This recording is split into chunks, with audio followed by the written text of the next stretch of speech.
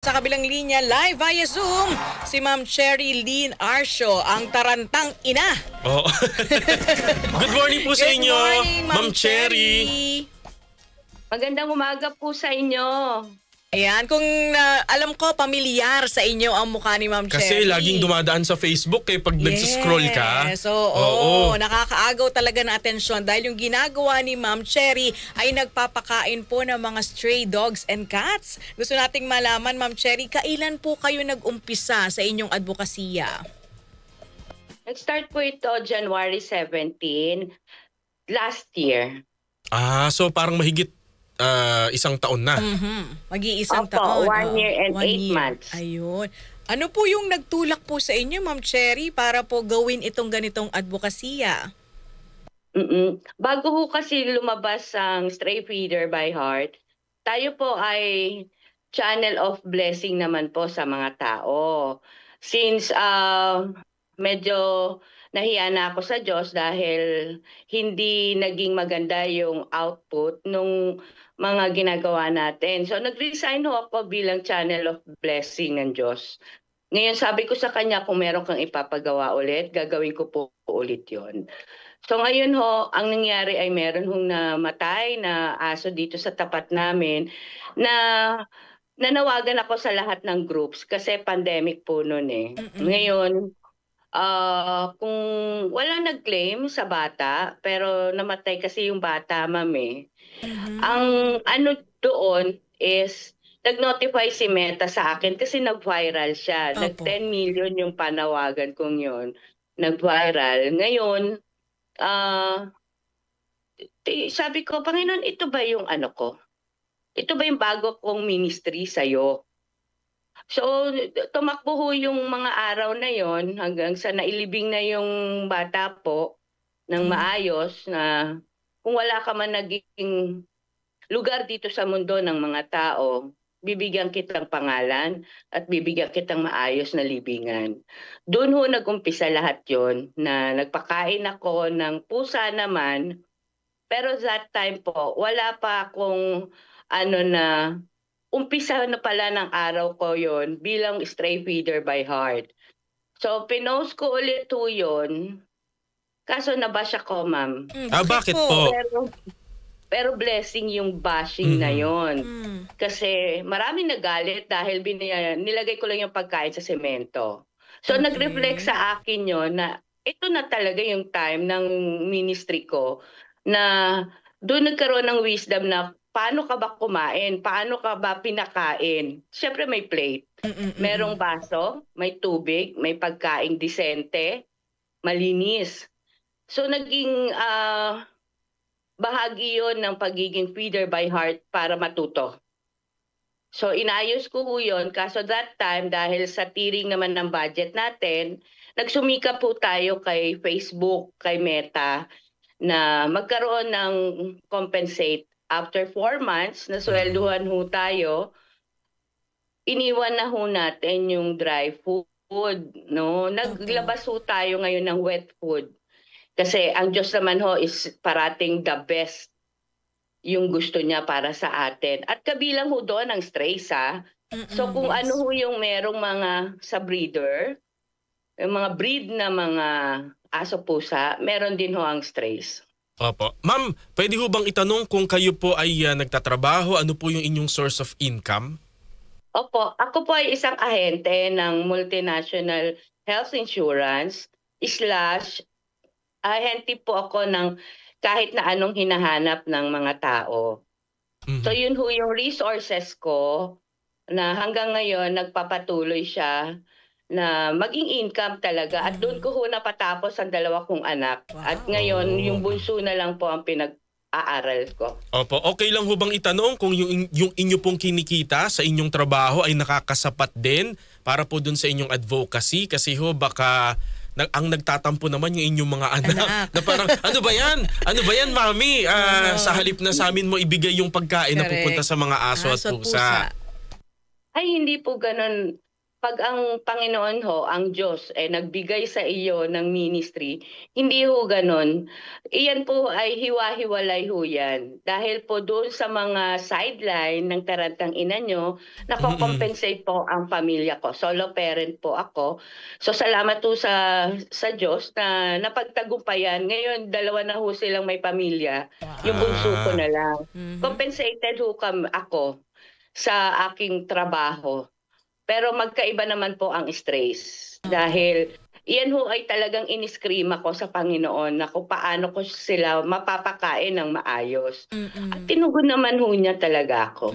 Ma'am, tuwing kailan po kayo nagpapakain ng mga stray dogs and cats? At saka saang mga lugar po ito? May specific lang po ba o susuyurin niyo po ang buong Metro Manila? Oo.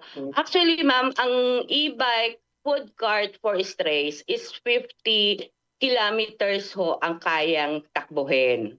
So, nag-i-start ho ako dito sa Quezon City, Valenzuela, North Caloocan, hanggang May Kawayan, Bulacan. Wow, hanggang May 3 po Kawayan. yun. Opo. Then, yung kabilang side na naman po. Everyday ho tayo nagpapakain, ma'am.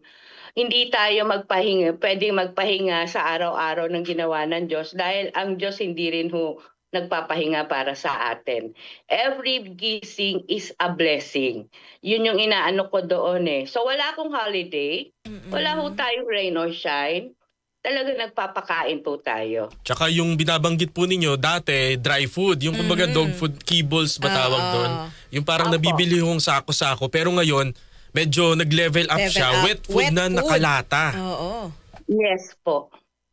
Mas mahal yun ah. Talagang mas mahal po siya, sir. Kung tititigan natin yon, mas mahal po siya. Pero napoprovide po talaga siya ng Diyos eh. Ako po yung binash nila na gumagamit ng stress. Totoo po yun.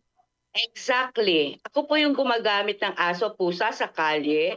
Pero in return ho, doon ko kinukuha yung monetization, makompensate yung mga feeding natin na talagang finest, quality, healthy. Ma'am Cherry, alam nyo naman ho ang mga netizen, may gawin kang tama, may gawin kang masasabi, mali, alam mo yun, parang... Dami fido. Oo, hindi naman ho ako pwedeng magsalita na sa kanila. Ako na lang ho. Kami na lang ho ang magsasalita para sa inyo. Hindi ho ako nagsisilbi para sa mga tao. Ako po ay masaya ang puso ko na nagsisilbi ako sa mga unsung song. Ito yung mga strays natin. Opo. Anong satisfaction, Ma'am Cherry, yung nabibigay po sa inyo kapag nakikita nyo na nakapagpapakain po kayo ng mga stray dogs and cats? Masarap siya sa feeling. Pero yung makakasalubong mo yung mga bata, sasabihin sa'yo, good job ka, Nay. Imagine, ma'am, Gen Z nagsasabi sa'yo, God bless you. Good job ka dyan, ma'am. Ituloy mo yan. Praying na hindi ka magkasakit. Yun yung mga bagay na sinasabi nila. Pero ma'am, ang hangarin ko lang doon ay magawa ko ng sakto, tama ang aking trabaho dito sa lupa at mapangiti ko ang Diyos araw-araw, ma'am. Pakasarap na. Opo. Yun hong inyong e-bike, dati nyo pa huyang gamit o nabili nyo lamang po dahil po dun sa inyong, nung nagsimula po, itong stray feeder? Yan pong e-bike na yan ay 6 years na po nating gamit. Opo. So existing na po siya. Dahil po sa tubig, hindi ko talaga siya kayang magbitbit. So dinalagay ko na lang ho sa e-bike, kinostomize ko siya para convenient din naman pag kumukuha ng tubig. Dahil ma'am, trending ka na ngayon, marami po nakakapanood ng inyong mabuting ginagawa sa ating mga stray dogs and cats. Meron po mga nagbibigay po ba ng mga nag-i-sponsor ng mga pagkain nito mga aso't pusa? Marami ho. Ang tawag ko ho sa mga donations, yung mga nagbibigay ng mga pagkain ay stray gatekeepers by heart. Yan ang tawag ko sa kanila, ma'am. Marami po ang nagko-compensate sa amin. Pero hindi ho siya fix. Hindi siya parating meron. Pero salamat to sa Diyos, meron tayong monetization kay Meta. Kaya ho nagpo-continue yung ating feeding na ganun kasarap. Oo. Ma'am, meron ho bang nagreklamo? Kasi 'di ba habang pinapakain mo po ang aso o pusa, kung saan mo laging pinapakain, dun magsistay. Magsistay. Halimbawa po mga bahay o kaya po private na mga establishment na parang pinapalayas nga namin yung asong yan pero dahil pinapakain mo dito. Nag-aabang na doon. Oo, lagi nag-aabang. May Inaabangan ganun na po si bang nanay. parang nang away na sa inyo? Marami po. Marami po akong mga salita na natatanggap, no? Pero ang parati ko hong sinasabi sa mga kapwa-tao ko na hanggang sa kaya ko hong ipaliwanag sa mababang loob, sinasabi ko ho na ate kuya, huwag mong hayaan na maging sukat ng pagkatao mo ang pagpapakain sa mga strays. Kasi ang tingin niyo nga ho dyan ay lang. Kung lang ho ang tingin nyo sa mga batang yan, huwag nyong ibaba ang pagkatao nyo, huwag nyong ibaba ang espiritu ninyo. Yun ho parati kong inuulit sa kapwa ko. Kaya salamat naman ho at medyo nagbabago naman po sila. Oo. May mga nagsasabi ba sa inyo, ma'am, na sana tao mo na lang yung pinakain mo? Di ba? May Oo mga nga. ganyan po ba kayo natatanggap? Kasi marami din naman ng mga homeless nanay, di ba? Na nasa gilid ng kalsada, kumakalaman sikmura. Opo, marami pong ganyan. Pero ma'am, katulad ng sinabi ko kanina, ako ay naging bahagi ng ministry ng Channel of Blessing para sa mga tao. Kaso nahiya na lang po talaga ako sa Panginoon dahil alam niyo ho yung kaban ng Diyos ay hindi napupunta sa tamang tao, hindi napupunta sa tamang pamilya.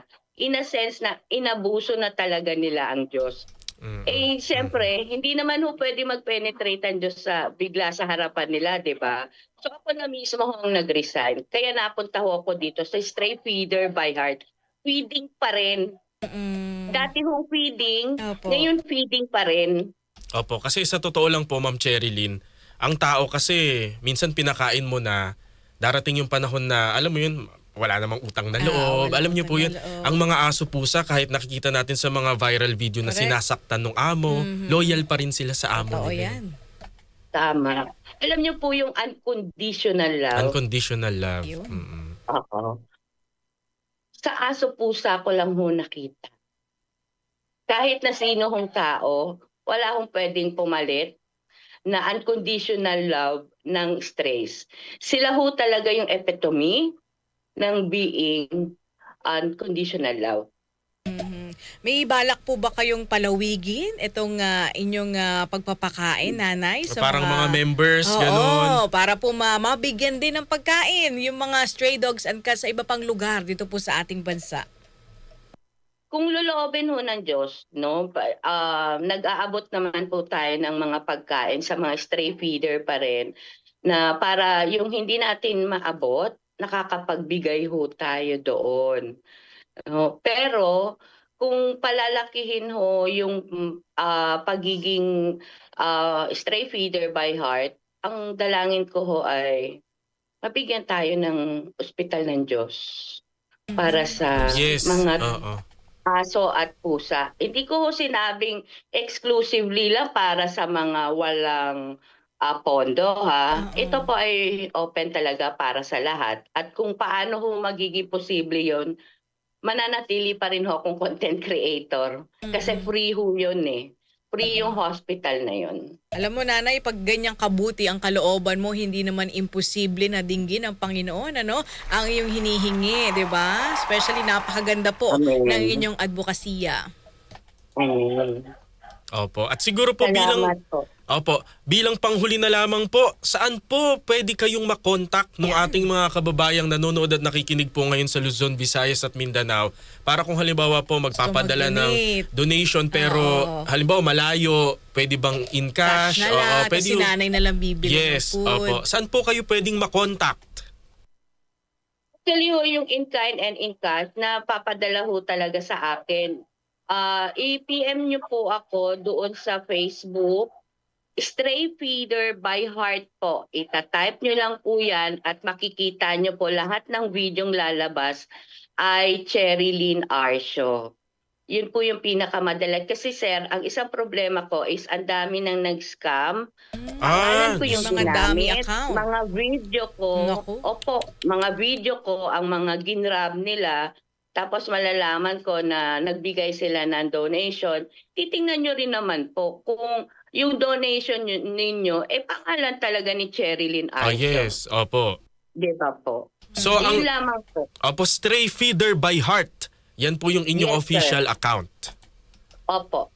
Opo, mamensahe po sa mga kababayan natin na yung iba nagagalit kasi nabanggit mo kanina, di ba? Halimbawa, nasa establishmento. Ano pong mensahe nyo sa mga ganitong tao po, Ma'am Cherilyn?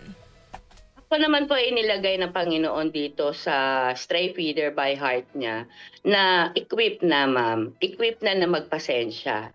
So hindi ko ho sila pwedeng evaluate doon sa mga scenario na yon. Pero ang dalangin ko ho is ang Diyos na ho talaga ang bahala sa inyo. Kung kaya nyo ho na huwag ipantay ang pagkatao nyo sa mga strays, gawin nyo po. Hindi ho natin kawalan yun. Huwag ho tayong bumaba ng espiritu natin. Huwag nyo hong ikagalit ng espiritu ninyo kung kami ho ay nagpapakain sa kalye. Kasi iyan naman hong pagpapakain, para naman sa Diyos yan. Yun lamang po. Opo, Ma'am Cherilyn, maraming salamat po at umaasa kami na mas marami po Yes, tayong mga opo. kababayan ang maging katulad po ninyo. God bless po. Amen. Mabuhay po kayo. Bye-bye. Bye-bye. Ayun si Ma'am Cherilyn Arce. God bless po, ma'am. Opo, Arce, siya po ang proponent Yan. noon pong proyektong Stray Feeder Feeder. by Heart. Diba, nakakatuwa lang.